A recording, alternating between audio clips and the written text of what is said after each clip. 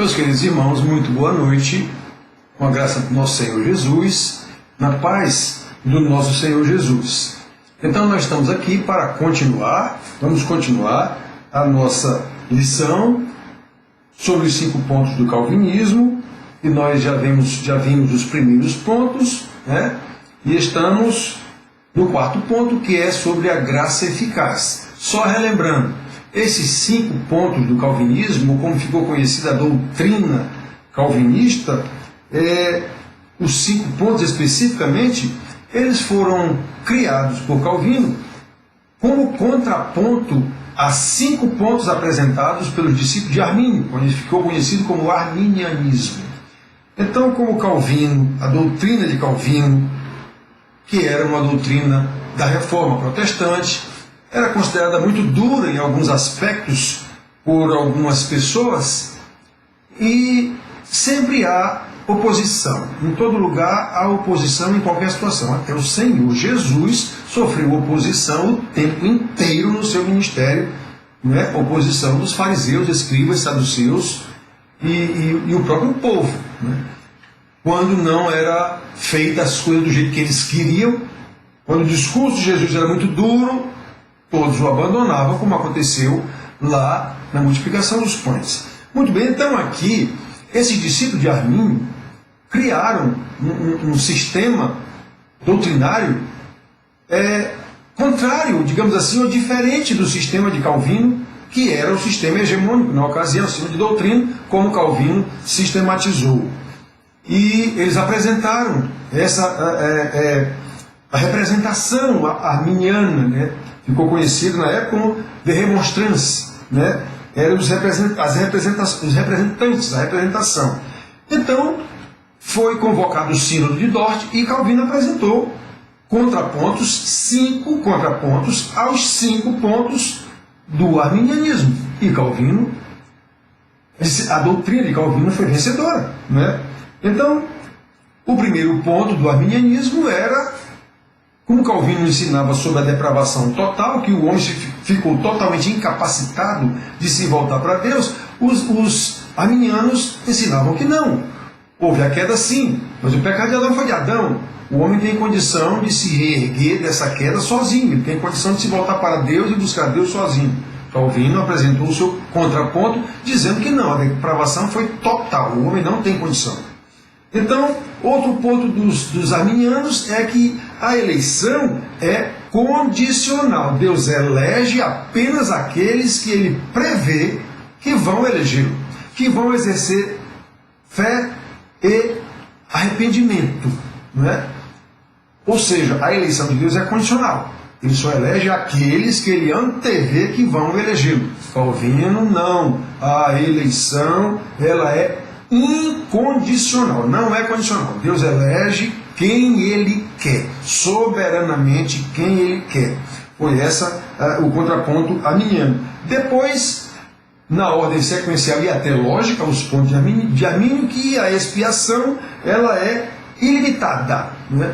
O oferecimento de Jesus da expiação do pecado é ilimitado, é para quem quiser, né?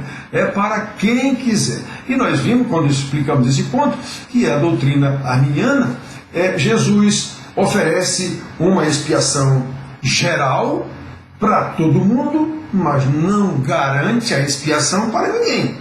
Basta a pessoa não querer, né? Então nós vimos isso aí. Essa expiação, o ponto de Calvino, ela é limitada só aos eleitos de Deus. E nós estamos no 4º ponto agora da graça eficaz. Essa graça ela é irresistível, segundo Calvino. Por quê? Porque o ponto de Armínio é que a graça é resistível. O homem pode não querer. Deus está lhe oferecendo graça, mas ele pode não querer essa graça, ele tem todo o direito. Então repare que há uma lógica nos pontos do arminianismo, assim como uma lógica contrária nos pontos de Calvino. A graça ela é eficaz, ela é irresistível. Quando Deus oferece a graça a quem ele chama, a pessoa não pode dizer não vou, né? Nós já vimos na lição, na aula passada, que Deus chamou Noé para fazer uma arca, um absurdo, e Noé foi fazer a arca, né? 100 quilômetros do mar, 120 anos construindo uma arca, ele foi, Deus só escolheu ele para isso, Os outros não foram escolhidos. Noé passou 120 anos chamando o povo ao arrependimento, ninguém foi. Né? Deus chamou Abraão, nós vimos aqui, sai da tua casa, do teu pai, vai para onde eu te mandar, e não disse nem para onde era. E ele foi, como é que pode? Nós vimos aqui, Deus chamou Moisés para voltar lá de onde ele estava, fugiu do Egito, era príncipe, fugiu, matou um egípcio, fugiu. Estava lá já há 40 anos com sua família, com sua mulher, com seu sogro, e Deus o mandou de volta para o Egito salvar o seu povo. Como é que o camarada vai aceitar um negócio desse, por vontade própria, digamos assim? Então nós vimos Jesus passar lá nos barcos dos pescadores, Pedro, André, João e Tiago, e seu pai Zebedeu, lá, pai de João e Tiago, cuidando da sua lida diária, da pesca, e Jesus passa lá, sigam-me, eu vos farei pescadores de homens. Os caras lá sabiam quem era Jesus e eles seguiram. Não é assim. Então não é assim, irmãos. Não é, na verdade, o cidadão não é obrigado, ele não vai à força, às vezes até vai, como foi o caso de Paulo, o caso de Jonas, às vezes até vai, mas Deus muda o entendimento dessa pessoa, muda a vontade dessa pessoa, como ele diz lá em Jeremias e Ezequias, ele tira o coração de pedra, bota o coração de carne, como nós vimos no final da aula passada, aquela declaração, artigo da Confissão de Fé de Westminster, nós vimos que está tudo ali abordado, todos esses aspectos estão abordados ali. Éramos mortos, ele nos vivificou, mudou nossa vontade, trocou nosso coração, né? E agora aqueles que ele chama irão, espontaneamente, ele não vai feito um autômato, ele vai porque quer. E porque ele quer? Porque Deus mudou a sua vontade. Os eleitos, ele fez isso. Então nós estamos vendo a graça eficaz. A respeito dessa graça eficaz, vamos ver agora textos bíblicos. A Bíblia nos diz, desde o Velho Testamento, vamos abordar tanto no Velho Testamento como no Novo Testamento, desde o Velho Testamento, a Bíblia nos diz que é Deus quem inclina o coração do homem. É Ele quem faz o cidadão mudar em direção a Ele. Ainda que a pessoa resista, Ele faz a pessoa mudar. Como aconteceu, disse agora há pouco, com Jonas, aconteceu com Gideão, né? Aconteceu com Paulo. Paulo era um perseguidor da igreja e Deus mudou sua vontade para ele ser perseguido. Pode um negócio desse? Então ele foi o que ele quis? Então olha só, foi ele que decidiu ir? Não foi. Deus mudou a sua decisão, né? Muito sutilmente. Então, irmãos, olhem só, o que é que diz a Bíblia? O salmista, no Salmo 119, inclina-me o coração aos teus testemunhos e não à cobiça. Olhe que desejo que o salmista tinha, pedindo para Deus inclinar o seu coração para exatamente a palavra de Deus, para os testemunhos do Senhor. Salmo 119 é o salmo da palavra. Em todos os seus 176 versículos, ele fala da palavra e da ação dessa palavra em nós, né, os eleitos. Então, que coisa linda, inclina-me o coração aos teus testemunhos e não à cobiça. Vamos ver outro texto. Salomão também cria assim, como ribeiro de águas, Provérbios 21, capítulo 21, versículo 1, como ribeiro de águas, assim é o coração do rei nas mãos do Senhor. Este, segundo o seu querer, o inclina. Irmãos, quem faz o curso do rio? Começa em cima, invariavelmente, e vem descendo pela gravidade, fazendo o seu curso, e vai bater no mar, de alguma forma, não é? Então, Salomão, na sua sabedoria, diz assim, como ribeiros de água. Quem já viu um ribeiro, como ele sai? Assim é o coração do rei. Ele o inclina para onde quer. Nós vemos um rei perverso, como Nabucodonosor. Deus inclinou também muito sutilmente o coração dele para ele entender que Deus é Senhor. E ele disse, esse Deus de Daniel realmente não há quem possa livrar alguém da sua mão. Esse Deus de Daniel é o maior Deus que tem mesmo. Nós vemos Ciro, Dario, Deus usou reis ímpios, perversos. Dario, Ciro, ele chega a chamar de meu pastor. Por quê? Porque ele usou esse homem para libertar o povo de Israel e voltar e até ajudar a voltar para Jerusalém. Não é? Então Deus inclina. Olha, é Deus quem faz. Vamos ver outros versículos. Nós temos aqui, Jeremias também cria assim. Jeremias diz, eu sei, Senhor, que não cabe ao homem determinar o seu caminho, nem ao que caminha dirigir os seus passos. Profeta de Deus. Ele sabia como esse homem sofreu nos seus 40 anos de ministério, pregando para um povo de dura cerviz, um povo que não queria ouvir, preferia fazer o que achava que estava certo, preferia seguir outros deuses, se aculturou com o povo que não era judeu, hebreu, como Deus disse, não se misturem, e eles se misturaram. As mulheres perverteram, até o sábio Salomão aconteceu isso, as mulheres o perverteram. Né? Então, irmãos, e o pobre do profeta aqui dizendo: eu sei, Senhor, que não cabe ao homem determinar o seu caminho, nem ao que caminha dirigir os seus passos. Graça eficaz de Deus na vida dos seus eleitos. O profeta sabia que se não cabe ao homem determinar o seu caminhar neste mundo, o seu caminho nesse mundo, muito menos no que diz respeito à salvação. E o profeta diz também: cura-me, Senhor, e serei curado. Salva-me e serei salvo, porque tu és o meu louvor. Então repare que nessa palavra do profeta, nós lembramos Efésios capítulo 1, de 3 a 14, que falamos ainda agora. É tu, Senhor, que me salva. O Senhor diz: por isso que eu estou pedindo, salva-me, e eu serei salvo, porque tu és o meu louvor.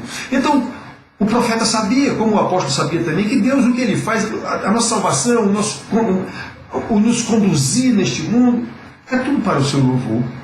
A nossa vida é para o seu louvor. Nossas palavras devem ser para o seu louvor. Né?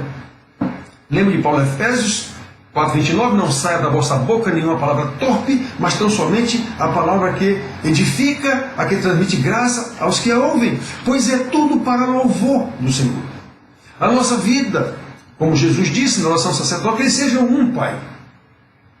Um comigo como eu sou um contigo. Para quê? Para que o mundo creia que tu me enviaste. Então o mundo, independentemente de ser salvo ou não, ele vai louvar o Senhor, como o caso de Nabucodonosor, Dario, Ciro. Não está dizendo na Bíblia que eles se converteram, nem Nabucodonosor, que escreve aquele 4º capítulo de Daniel, um verdadeiro salmo, digamos assim, não está dito ali como se converteram. Até porque depois do que aconteceu, ele tornou a agir como um rei perverso contra os próprios meninos de Deus. Né? Então, vamos vendo aqui, irmãos. Olhem só. Outros textos, falei agora, como Jeremias 31, 33, de 32, 38, 40. É aqui que ele diz que Deus fará uma nova aliança com o seu povo, tirará seu coração de pedra, colocará um coração de carne, colocará o seu espírito, colocará o seu temor para que esse povo ande segundo os seus mandamentos. É aqui, Ezequiel 11, 19 a 20, Ezequiel 36, 26 e 27 também. Então textos como este, irmãos, deixam claro que a salvação de Israel, lá no Velho Testamento, dependia da graça de Deus, graça que não era extensiva nem mesmo a toda a nação de Israel. Deus disse isso lá, que nenhum décimo era o remanescente fiel, nenhum décimo. Ele disse, Isaías diz em Amós, nenhum décimo seria salvo, nenhum décimo. Pois é. Então, nós vemos aqui que não era todo mundo.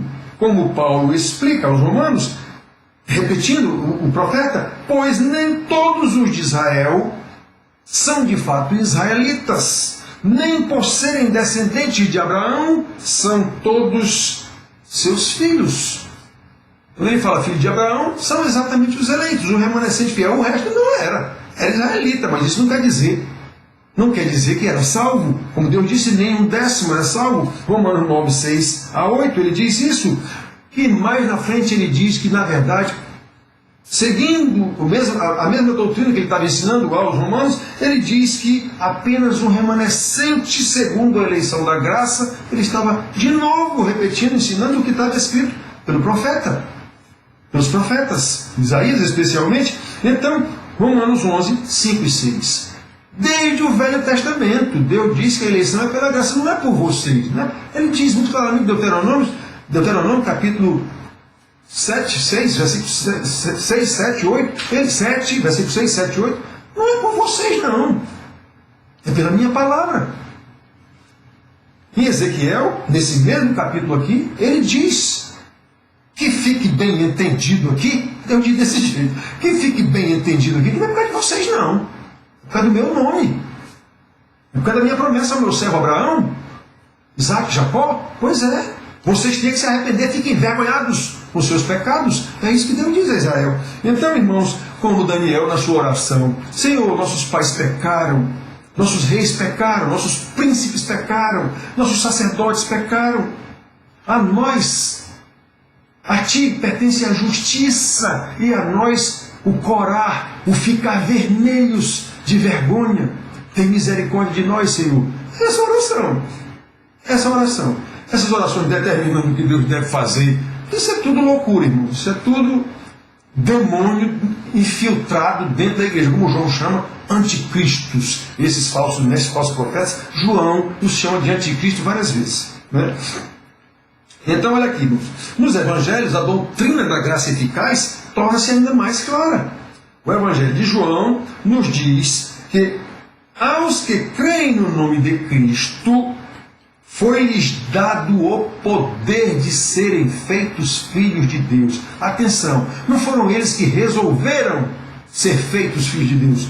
Foi-lhes dado o poder de serem feitos filhos de Deus. É pela graça. A salvação é pela fé, é pela graça mediante a fé. Isso não vem de vós, é dom de Deus. Foi-lhes dado o poder de serem feitos filhos de Deus, a saber, os que creem no seu nome, não é?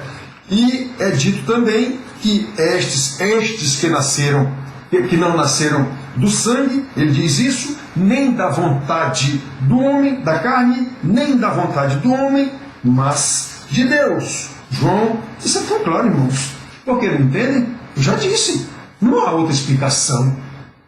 É porque ou ainda não chegou a hora de Deus o chamar, o que não é normal, né? Porque o que está escrito é que aquele que já participou, já viu a palavra, já participou da igreja, já viu como é, e não anda nos caminhos do Senhor, isso não tem mais jeito, né? Então o que ele diz aqui? Ó? A todos quanto receberam, foi-lhes dado o poder de serem feitos filhos de Deus, a saber, aos que creem no seu nome. Olha o 13.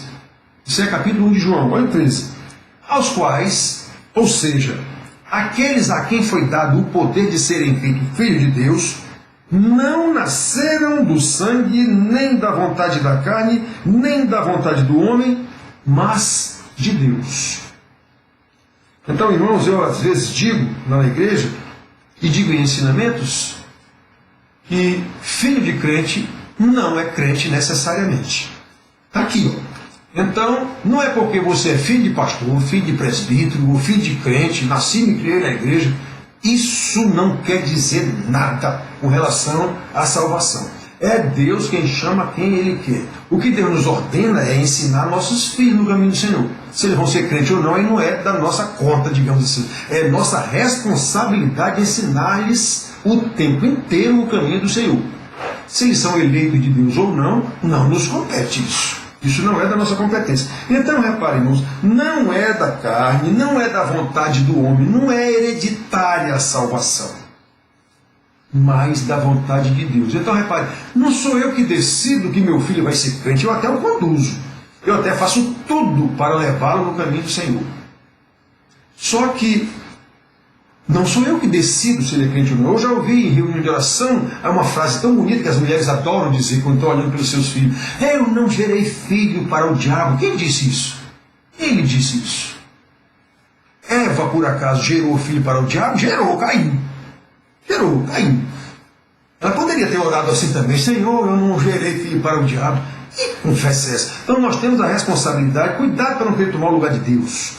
Nós temos a responsabilidade de ensinar os nossos filhos, pela palavra, pelo exemplo principalmente, nos caminhos do Senhor. Se ele vai seguir esse caminho do Senhor, já não é da nossa responsabilidade. Até enquanto nós tivermos o comando da vida deles, é nossa responsabilidade. Depois, não. Então, essa oração que eu já ouvi tantas vezes mulheres dizer isso: eu não parei filhos para o diabo. Quem disse isso? Como é que você pode afirmar isso? Claro, ensine e espere no Senhor. Mas fazer essa afirmação diante de Deus, não há, nenhum homem nenhum tem competência para fazer essa afirmação diante de Deus. Então, irmãos, olhem só, nós vamos seguir aqui. Foi o próprio Cristo quem disse a Nicodemos que se alguém não nascer de novo, não pode ver o reino de Deus. Nicodemos, doutor da lei, chegou lá: Rabi, bem seis que és mestre, porque ninguém vindo de Deus, porque ninguém faria os sinais que tu fazes, se não fosse da parte de Deus. Jesus cortou logo a babação do cidadão lá, que já foi de noite, já foi fora de hora para ninguém ver. Em verdade digo que se não nascer de novo, não verá o reino de Deus.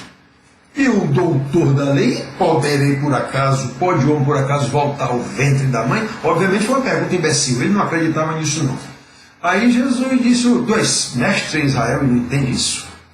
Pois é. Então o Senhor Jesus mostrou para o grande doutor lá, na explicação a Nicodemo, versículo 5, ele diz: quem não nascer da água e do Espírito não pode entrar no reino de Deus. Muito bem. Aí aqui rapidamente, sobre esse nascer da água e do Espírito, o que eu já vi discussão sobre isso, o que quer dizer isso, quer dizer aquilo, até a água que saiu quando o soldado furou lá a costela de Jesus, até isso eu já ouvi falar, que essa água meu Deus do céu, isso aqui, nascer da água e do Espírito, ele está dizendo mais ou menos a mesma coisa, porque a água é sinônimo de purificação, está lá no Velho Testamento. Nós já lemos um versículo aqui, está lá no Velho Testamento, tem o mesmo significado da purificação, da conversão do Espírito. Inclusive ele podia estar falando aqui até do tipo de batismo que João estava mostrando. Por quê? Porque aquele batismo era batismo para arrependimento. O que ele está falando aqui: quem não se arrepender e não receber o Espírito Santo não vai para o reino de Deus. É isso que ele está dizendo. Vamos ver se a gente colocou mais para frente aqui alguma coisa. No versículo 8, Jesus deixa clara a doutrina da soberania do Espírito Santo em aplicar a obra da redenção. O vento sopra onde quer. Ô doutor Nicodemos, deixa eu lhe explicar melhorzinho. O vento sopra onde quer, ouves a sua voz, mas não sabes de onde vem, nem para onde vai. Assim é todo o que é nascido do Espírito. É algo sobrenatural, é milagre. Não é você, seu Nicodemos, que resolve se salvar. Vocês não creem em mim. Ele disse isso mais para frente, nessa mesma conversa. Vós não credes em mim. Vós quem? Os fariseus. Foi o que Jesus disse deles: vocês não entendem o que eu digo, porque não são das minhas ovelhas. Vocês são filhos do diabo, que é vosso pai, e ele é mentiroso e assassino desde o início. Então, irmãos, olhem só, Jesus está dizendo para Nicodemo: não é você querer vir me babar não, rapaz, não é você querer vir me procurar, que nem um homem rico. Isso é o Espírito Santo, isso é soberania de Deus. Por isso que eu estou dizendo, a gente tem como ver, porque Jesus ensinou, pelos frutos conhecereis, alertando seus discípulos sobre os falsos mestres. Jesus ensinou isso. Ele também diz: não deis o que é santo aos cães. Então eu sei quem é cão. Lá em Filipenses capítulo 3, versículos 1 e 2, ele diz isso. Eu estou ensinando para vocês a mesma coisa, e é para a segurança de vocês, que eu não estou ensinando nada novo. Cuidado com os falsos mestres e suas novidades. Cuidado com esses cães da circuncisão. Pois é, está escrito lá. Então, irmãos, a gente vê aqui que a salvação é dom de Deus soberano. Ele escolhe quem Ele quer. Ele escolhe quem Ele quer. Eu tenho condição de ver um camarada pelo seu comportamento. Eu tenho condição de ver, inclusive posso estar sendo enganado. O seu comportamento na igreja, no nosso convívio, é um santo homem. Quem conhece ele na sua vida particular? Quem conhece ele na sua casa? Quem conhece ele nos seus negócios? Então, às vezes, na igreja é um santo, mas fora não é. Aí, às vezes, na própria igreja você já vê que aquela pessoa não é crente, não aprende nada, não tem o menor temor de Deus. Mesmo na igreja, seu comportamento é inadequado, sua forma de falar. Então, esse aí tem condição de dizer: esse homem não é convertido. Essa mulher não é convertida. É possível saber disso, né? Agora, a pessoa que se passa por santo pode enganar a gente achar que é mesmo, e depois não é. Nós temos quantos exemplos disso, né? Então, olha só, irmãos. Jesus dizendo ao doutor Nicodemos: você não entendeu nada, meu amigo. Você não entendeu nada. Então, olha só. A explicação que Jesus nos dá em João 6, 37 a 44, não pode ser mais clara. Todo aquele que o Pai me dá, ou seja, os eleitos, esse virá a mim, ou seja, será irresistivelmente chamado, E o que vem a mim, de modo nenhum o lançarei fora. Ninguém pode vir a mim, ou seja, ninguém obedecerá ao Evangelho se o Pai que me enviou não o trouxer. Ou seja, se não for irresistivelmente chamado pelo Espírito, pela palavra, e eu o ressuscitarei no último dia. Então é assim, irmãos. Jesus, no Novo Testamento, fica muito mais clara essa graça eficaz, porque ele está dizendo como é que funciona. Não é a gente que sabe, ele explica como é. É tudo graça de Deus, uma graça eficaz àqueles a quem ele elegeu, àqueles a quem ele chamou irresistivelmente. Agora ele vai aplicar essa graça. Não tem como ser diferente disso, né? O que esses versículos afirmam, em outras palavras, é que os eleitos serão irresistivelmente chamados no tempo certo e que ninguém obedecerá ao chamado externo do Evangelho se não for irresistivelmente chamado pelo Pai, no Filho, pelo poder do Espírito Santo. Irmãos, como nós vimos, Efésios 1, 3 a 14, está ali. Versículo do 1 ao 6, papel do Pai na eleição. Versículo do 7 ao 12, papel do Filho na redenção. Versículos 11 e 12, papel do Espírito Santo na santificação e na segurança, na garantia até a glorificação.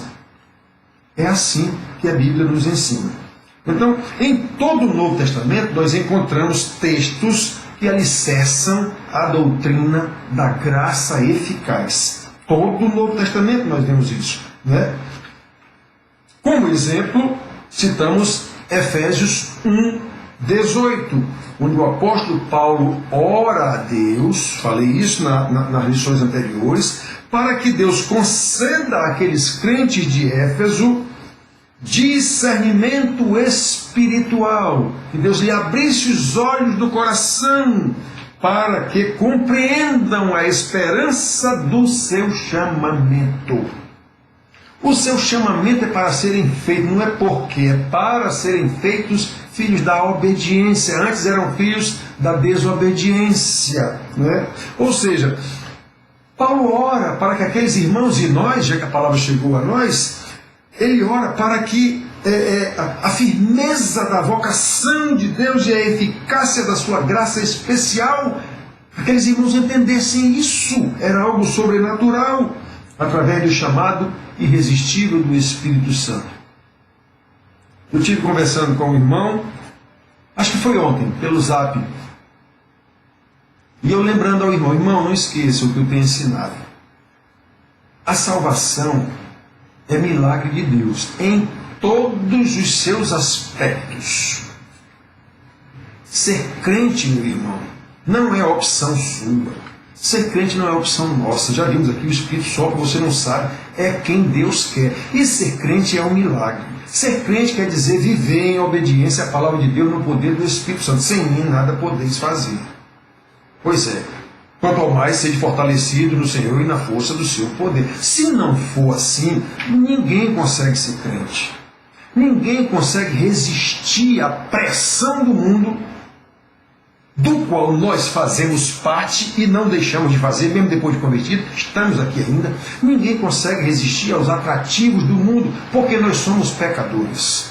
Então, ser crente é milagre, é o mesmo milagre da eleição na eternidade, o mesmo milagre do chamado no tempo oportuno, o mesmo milagre da justificação pela justiça do justo Jesus na cruz do Calvário, o mesmo milagre da adoção em Cristo Jesus daqueles que foram justificados, o mesmo milagre da santificação pela palavra. Pai, santifica-os na palavra, na verdade a tua palavra é a verdade. O mesmo milagre da glorificação no último dia, quando ouviremos: vinde benditos de meu Pai.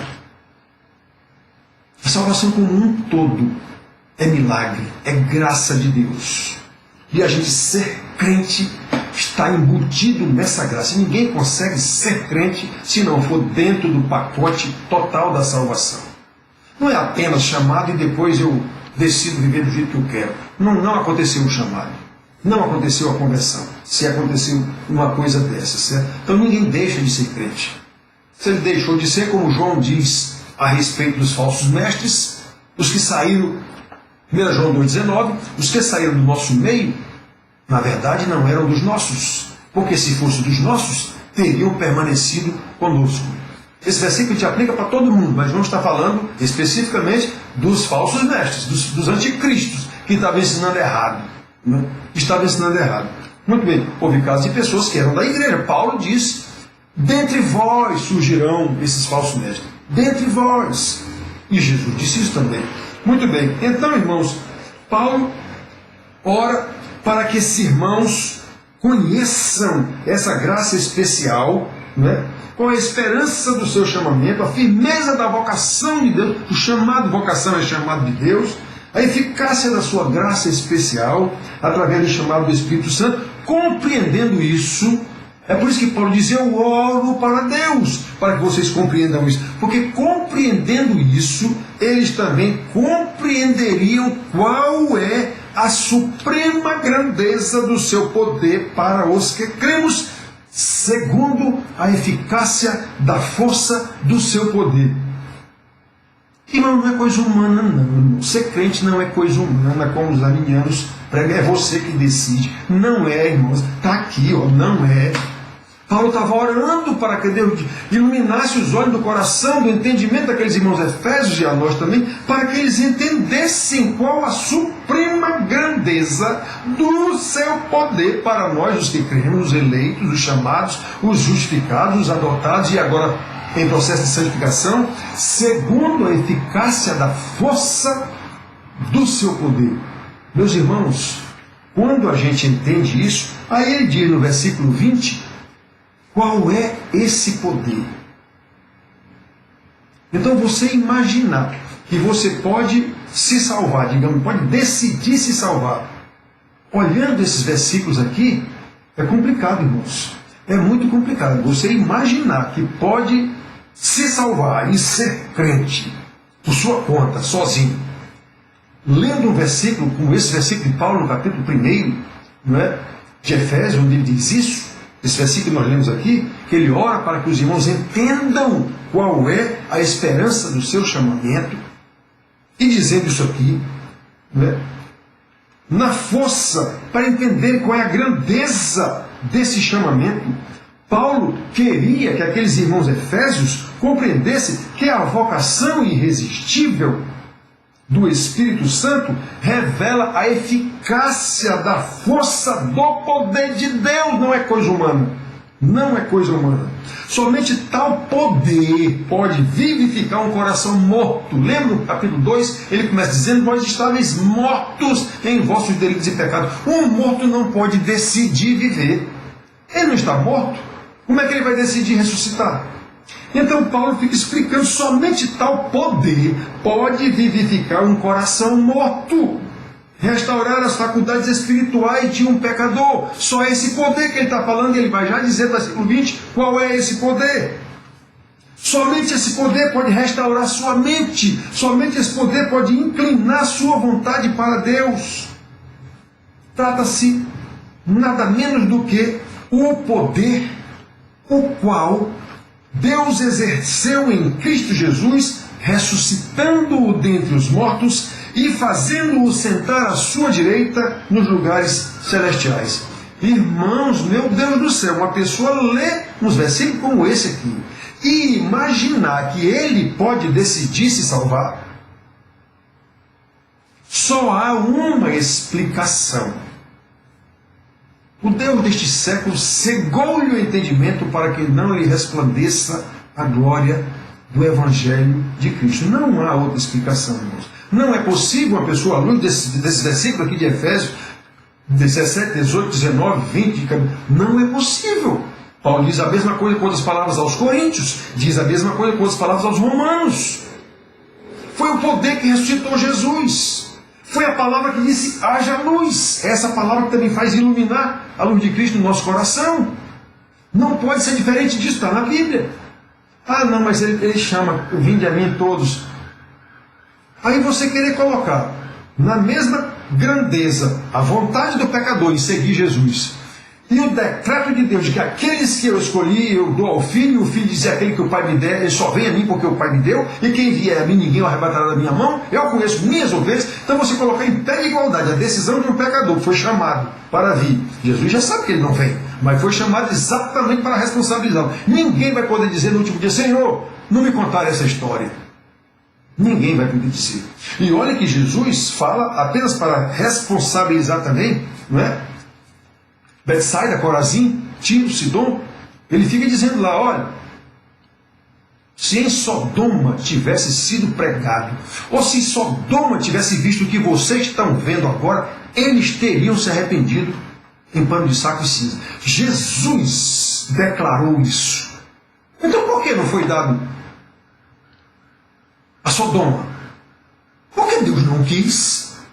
Aí ele está mostrando a esses agora aqui do Novo Testamento que tiveram uma graça muito maior em termos de revelação do que os do Velho Testamento, porque Jesus veio aqui. No Velho Testamento eles só tiveram a promessa.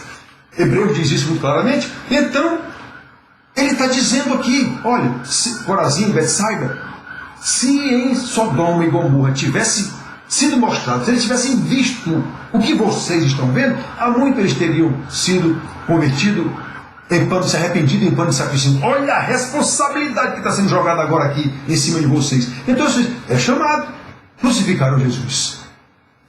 Crucificaram Jesus, a maioria do povo. Então, irmãos, Paulo está dizendo a esses convertidos o tamanho, ele está pedindo a Deus, ele está orando a Deus. Ele não está orando a Deus para o povo ser sadio, ele não está orando a Deus para o povo ter bons negócios, ele não está orando a Deus para o povo crescer, prosperar. A palavra prosperar é sempre usada em termos materiais, prosperar materialmente. Não, ele está orando para Deus dar entendimento a esses irmãos, para que eles compreendam a grandeza do poder que Deus usou para salvá-los. Foi nada menos do que o mesmo poder que ressuscitou o Senhor Jesus e o fez subir e o entronizou nas alturas. Meu Deus do céu! Então, à luz de um texto desse, a pessoa achar que ele pode resolver se salvar, se converter ou não, aí, repito, só há um jeito, só há uma explicação.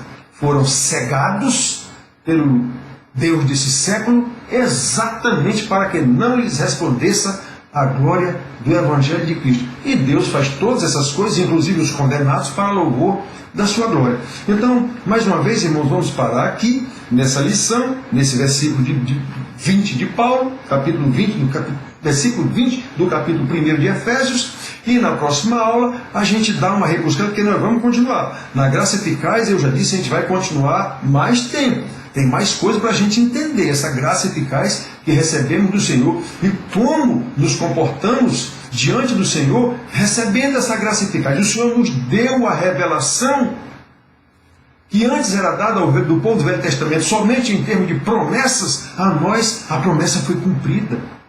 A promessa foi cumprida. Jesus esteve aqui, viveu e dividiu os dons, a glória de Deus. Ele dividiu aos seus discípulos, como ele disse: Pai, a glória que eu tive contigo aí, eu transmiti a eles. A tua palavra é a nossa glória aqui. Então, irmãos, que nós possamos ir crescendo no conhecimento, sempre para o louvor da glória de Deus em nós e através de nós. É esse o nosso ensino, essa a nossa esperança com relação às ovelhas que Deus me deu a responsabilidade de pastorear. Deus nos abençoe, tenham todos uma boa noite e até a próxima aula. Beijão!